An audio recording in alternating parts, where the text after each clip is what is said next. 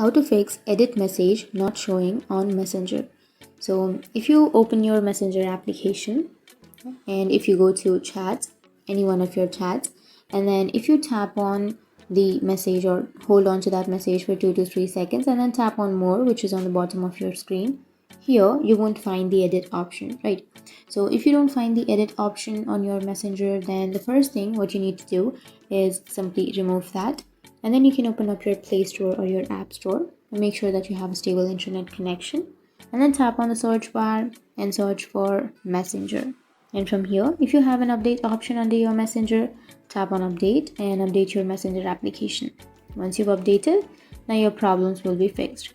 But even after that, if your problem still doesn't fix, remove that, and then you can simply tap and hold on to your Messenger application for 2 to 3 seconds, and then go for app info, go for storage and cache, and you can tap on clear cache.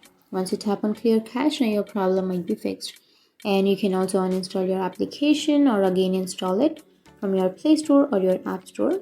And you can open up your Messenger now and go for a chat.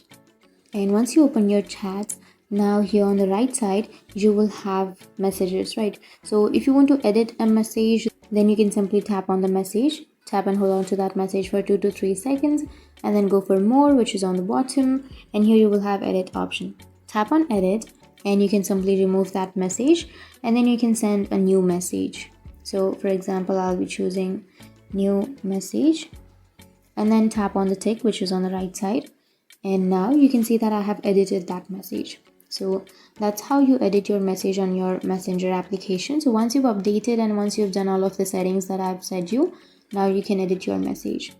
So that's it, and if you have any questions, feel free to comment below.